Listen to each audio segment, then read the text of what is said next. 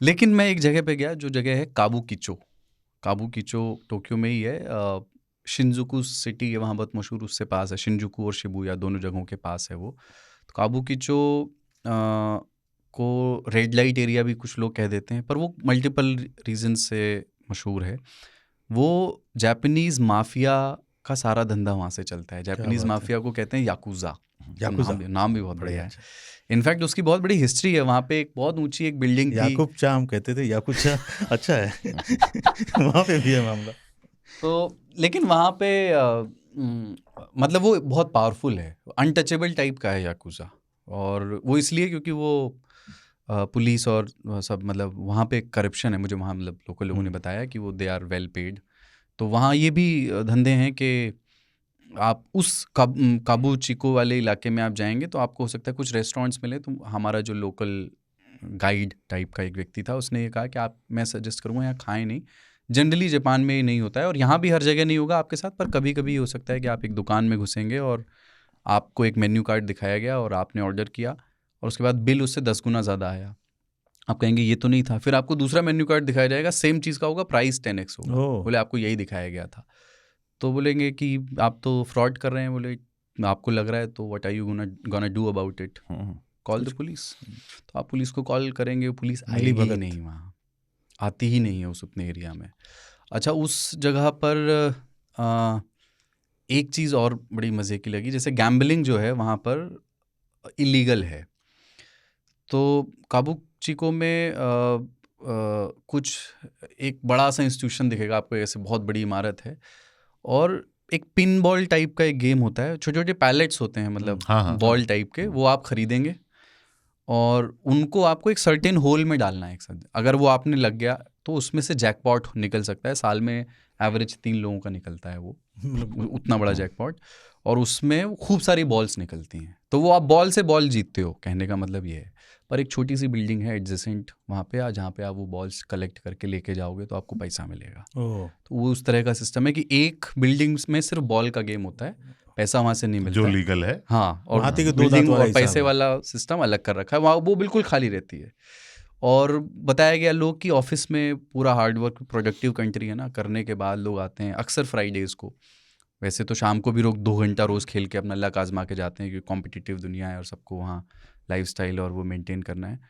तो 3-3 दिन तक लोग वहाँ खेलते हैं। खेलते हैं और अंदर से गंध आती है कई बार, क्योंकि उसी में सिगरेट है और उसी में क्या लोग बात है। पखाने जा रहे हैं। समझ अरे रहे हैं बहुत आप? बढ़िया। किसी को हाँ, तलवार भी लग गई है। हाँ हाँ, वहाँ ये होता है। ये अच्छी जगह है। हाँ। तो एक चीज़ वहाँ इन जगहों, इन इंस्टीट्यूशंस के आसपास, इन जगहों पे ब्लैक सूट में कोई आदमी ऐसे इस तरीके से निगरानी रखता हुआ दाएं और बाएं देखता हुआ आपको दिखे, स्टे अवे, पुलिस। वो याकुज़ा है। ओह, उसके हाथ अक्सर जेब में होंगे। उसका कारण ये होता है कि जापानीज़ माफिया याकुज़ा में लॉयल्टी के बदले फिंगर्स कट की जाती हैं। क्या सही जगह। तो अगर उसकी 3 फिंगर कटी हैं तो वो बहुत सीनियर आदमी है। मतलब जैसे हमारे स्टार लगते हैं, उसकी हाँ उंगलियां हाँ जाएंगी। हाँ। तो अच्छा है। वो एक फिंगर कटी है तो जूनियर होगा कंपैरेटिव। तो आप बिल्कुल, आपको वहाँ से दूर रहना है। उसकी तस्वीर उतारने की या उसके साथ सेल्फी लेने की तो कोशिश खड़े मत क्यों रहते करिए। हैं वो वहाँ पे? सब कुछ निगरानी देख के रहे हैं, लिए। निगरानी की पुलिस क्या, वुलिस वहाँ बनाए। धंधे सारे वही हैं ना उनके। अच्छा, धंधा क्या है, एक तो ये वाला हो गया। एक रोड पे मैं गया तो मैंने देखा कि आ, ये जो बारबी वाला स्टाइल होता है ना, बारबी स्टाइल वाली ड्रेस जो है, उसमें बहुत सारे कलर और कॉम्बिनेशंस में वो बहुत पॉपुलर है वहाँ पे। लड़कियाँ ज़्यादातर और कुछ लड़के भी थे बाय द वे। एक सड़क के दोनों ओर एक ऐसे बोर्ड लेकर के खड़े हैं। वो ध्यान से देखेंगे तो आपको उस पर कुछ अमाउंट लिखा होगा, एक रेट कार्ड जैसा है, 3500 येन, 4500 येन। वो पर आवर का उनका चार्ज है उनकी सर्विसेज के लिए।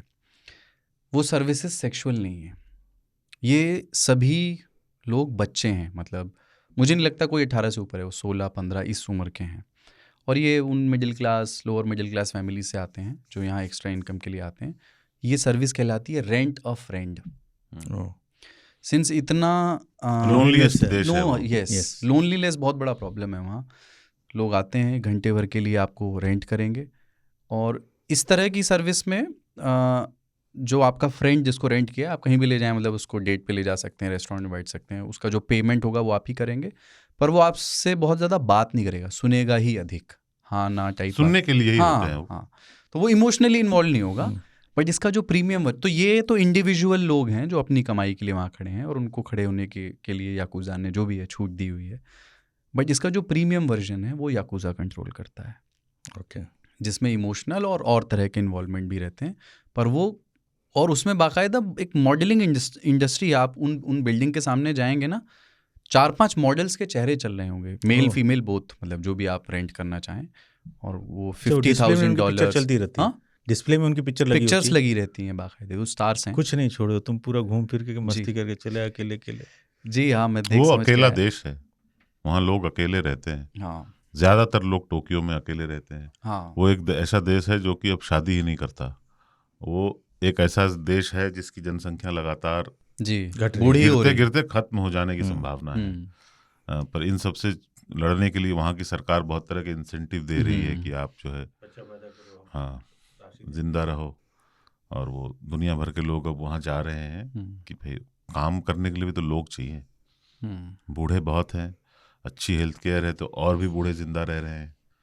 पर ग्रामीण इलाके जहाँ आप नहीं गए वो बहुत खूबसूरत है वहाँ जी पे जी भी। हाँ, मुझे जाना था पर किसी वजह से नहीं जा हाँ। पाया, ओसाका और अन्य जगह हैं। वो ट्रू जापान तो उधर ही है।